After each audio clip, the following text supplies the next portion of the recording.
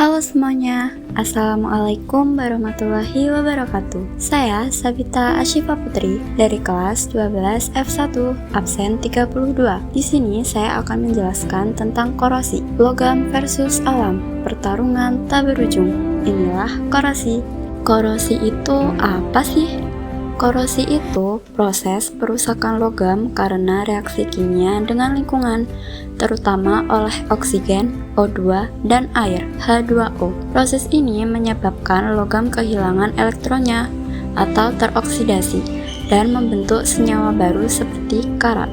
Bagaimana sih korosi dapat terjadi? Nah, korosi dapat terjadi ketika sebuah besi yang terpapar oksigen dan air terus-menerus membentuk dua bagian, yaitu anode dan katode. Bagian anode adalah reaksi oksidasi besi melepas elektron menjadi ion Fe2+. Lalu bagian katodenya adalah reaksi reduksi, di mana oksigen di udara menerima elektron dan membentuk ion hidroksida atau OH-. Lalu mereka berdua bertemu, yakni Fe2+ dan OH- menjadi FeOH2. Ketika besi terus terpapar oksigen dan air, maka FeOH2 yang sifatnya tidak stabil itu teroksidasi lebih lanjut menjadi FeOH3.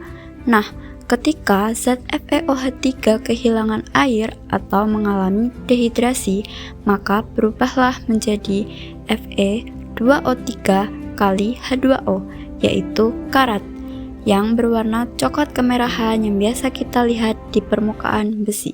Faktor yang dapat mempercepat korosi. Yang pertama adalah kelembapan atau air dan oksigen. Nah, air berperan sebagai elektrolit yang memungkinkan ion dan elektron berpindah antara anode dan katode di permukaan logam. Jadi, semakin lembab lingkungannya, maka semakin cepat reaksi elektrokimia yang terjadi. Selanjutnya adalah oksigen. Oksigen dibutuhkan pada reaksi reduksi di katode saat pembentukan karat. Semakin banyak oksigen yang tersedia, semakin cepat proses pembentukan FeOH3 menjadi Fe2O3 kali H2O atau karat. Nah, selanjutnya adalah ion garam atau NaCl. Nah, ion garam dalam air seperti Na+ dan Cl- meningkatkan konduktivitas larutan, sehingga perpindahan elektron antara anode dan katode jadi lebih cepat. Ini mempercepat reaksi korosi. Selanjutnya adalah suhu lingkungan. Reaksi kimia berlangsung lebih cepat pada suhu tinggi, jadi suhu tinggi akan mempercepat proses oksidasi besi dan pembentukan karat. Selanjutnya, perbedaan potensial antara logam atau korosi galvanik. Nah, jika dua logam berbeda bersentuhan dan terkena larutan elektrolit, maka logam yang lebih reaktif atau potensial reduksinya lebih kecil akan menjadi anode dan terkorosi lebih dulu. Logam yang kurang reaktif menjadi katode dan terlindungi. Selanjutnya adanya zat asam atau polusi udara. Gas seperti SO2, CO2, atau HCl dari polusi udara dapat larut dalam air dan membentuk asam H2SO4, H2CO3, dan HCl. Larutan asam mempercepat korosi karena meningkatkan jumlah ion H+ yang dapat menerima elektron dari logam. Apa saja sih dampak korosi di kehidupan? Yang pertama adalah merusak struktur dan perawatan logam. Korosi menyebabkan penipisan dan kerusakan pada permukaan logam, sehingga kekuatan mekanisnya menurun. Struktur menjadi rapuh, mudah patah, dan tidak aman digunakan. Yang kedua adalah kerugian ekonomi besar. Kerusakan akibat korosi membutuhkan biaya besar untuk perbaikan, pergantian, dan pemeliharaan. Dalam industri, biaya akibat korosi bisa mencapai miliaran rupiah per tahun. Yang ketiga adalah mengancam keselamatan. Korosi yang tidak terdeteksi pada struktur besar seperti jembatan, kapal, atau tangki minyak dapat menyebabkan kecelakaan fatal. Yang keempat adalah mencemari lingkungan. Jika korosi terjadi pada kaleng makanan atau wadah logam, ion logam hasil korosi bisa larut ke dalam makanan atau air. Yang kelima adalah mengganggu efisiensi mesin. Korosi pada sambungan listrik atau komponen mesin menghambat aliran arus listrik dan memperburuk kontak mekanis. Hal ini menyebabkan kerusakan sistem dan menurunnya kinerja mesin. Bagaimana sih cara mencegah korosi? Yang pertama adalah pelapisan atau coating. Pelapisan dilakukan untuk menghalangi kontak langsung antara logam dengan udara dan air, sehingga reaksi oksidasi tidak terjadi. Yang kedua adalah proteksi katodik.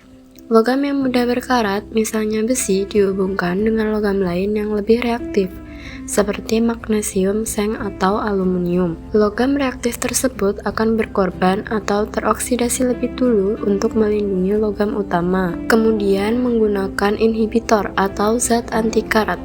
Inhibitor adalah zat kimia yang memperlambat reaksi korosi dengan cara membentuk lapisan pelindung tipis di permukaan logam. Selanjutnya adalah menjaga lingkungan tetap kering.